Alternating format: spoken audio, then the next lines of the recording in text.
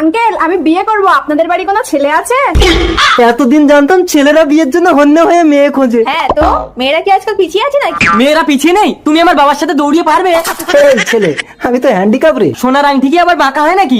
তার আগে আজকে দেখবো তুমি কি মন্দির ঘরটিকে বেশি ভালোবেসে থাকো নাকি আল্লাহর ঘরটিকে বেশি ভালোবেসে থাকো। যদি তুমি আল্লাহর ঘরটিকে বেশি ভালোবেসে থাকো তাহলে এই ভিডিওতে একটা লাইক দিয়ে চ্যানেলটি সাবস্ক্রাইব করে দিবে। আর যদি মন্দির ঘরটিকে ভালোবেসে থাকো তাহলে কিচ্ছু করার দরকার নেই, আর কমেন্টে লিখে দাও আই লাভ ইউ আল্লাহ। আর যদি আমি জিতে যাই? তাহলে আজ থেকে শাড়ি পরে সংসারের সব কাজ ছেলেরাই করবে। আর আমিও চ্যালেঞ্জ করছি, যদি আমরা হেরে যাই তাহলে আমি তোমার ওই ল্যাংড়া বাবাকেই বিয়ে করব।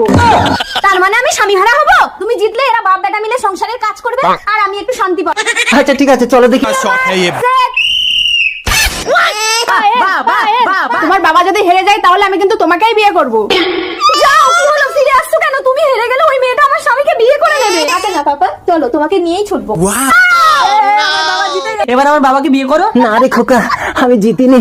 যে মা সন্তানের কান্না শুনে ছুটে গিয়ে সন্তানকে শান্ত করতে পারে সেই তো আসল বিজয়িনী। আমরা তো জিতে গেছি, এবার তুমি আমাকে বিয়েটা করো। তুমি ভালোবাসতে জানো তো? সেটা আমার পাড়ার ছেলেদের কাছে শুনে দেখবে।